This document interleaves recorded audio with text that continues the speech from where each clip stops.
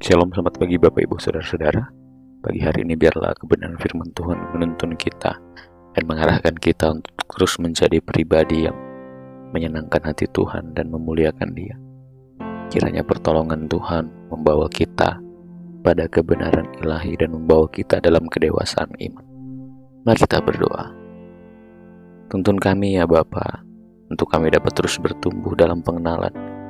Tolong kami untuk dapat hidup di jalan-Mu, bahkan kami dapat melakukan setiap kehendak-Mu di dalam kehidupan kami.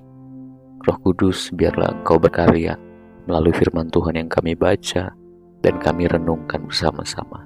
Kami percaya bahwa kebenaran firman Tuhan yang kami baca menolong kami dan mengarahkan pada kehidupan yang benar di hadapan Tuhan. Terpujilah nama-Mu Tuhan Yesus, kami bersyukur. Haleluya. Amin. Bapak Ibu Saudara-saudara, pagi hari ini kebenaran firman Tuhan berjudul Kasih yang Mengampuni.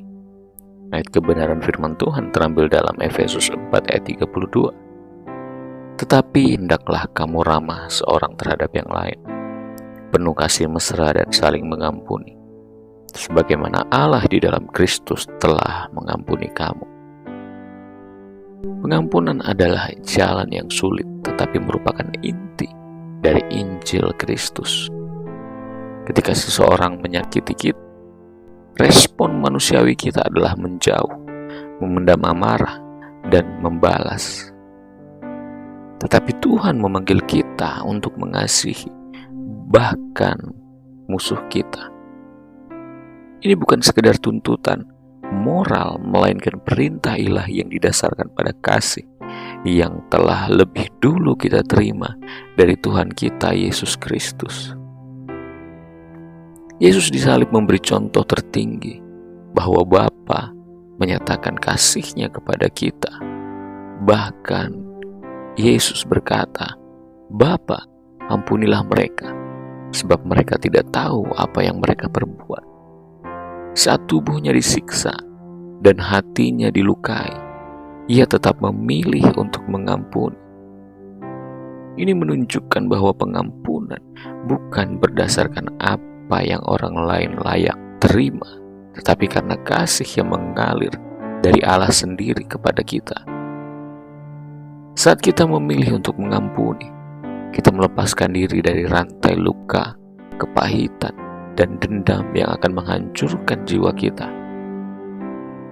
Mengampuni bukan berarti melupakan atau membiarkan ketidakadilan itu terjadi, tetapi melepaskan hak untuk membalas terhadap orang lain dan menyatakan kasih Tuhan kepada mereka dengan penuh kasih yang tulus. Itu adalah langkah iman yang membuka ruang bagi Tuhan untuk bekerja di dalam kehidupan kita dan juga bekerja di dalam hati kita. Kita bisa mengampuni karena kita sadar betapa besar Tuhan telah mengampuni kita. Hati yang mengampuni adalah hati yang merdeka. Hati yang mau mengampuni adalah hati yang mau menyatakan kasih Tuhan kepada orang lain. Hati yang mau mengampuni adalah mereka yang sudah merasakan besarnya kasih Tuhan di dalam kehidupan mereka, sehingga mereka dapat mengasihi orang lain, sama seperti Kristus mengampuni kita. Pikirkan orang-orang yang mungkin telah menyakiti engkau. Ambillah langkah nyata, berdoa bagi mereka, kirim pesan damai, atau lepaskan pengampunan dalam hatimu hari ini, dan belajarlah untuk berdamai dalam hatimu. Mengampuni adalah bukti kasih yang sejati. Saat kita mengampuni, kita sudah bisa hidup seperti Kristus dan mengalami damai yang sejati di dalam kehidupan kita melalui pengampunan yang kita berikan. Mari kita berdoa. Roh Kudus, tolong kami untuk dapat melakukan kebenaran firman Tuhan ini. Kami sadar kami tidak mampu. Kami sadar kami membutuhkan pertolongan untuk setiap kekecewaan, untuk setiap luka hati, untuk setiap amarah, dendam. Kami mau melepaskannya. Kami mau mengampuni sesama kami. Kami mau menyatakan kasih-Mu di dalam kehidupan kami. Roh Kudus, tolong kami untuk kami dapat memenuhi kehidupan kami dengan kedamaian yang sejati.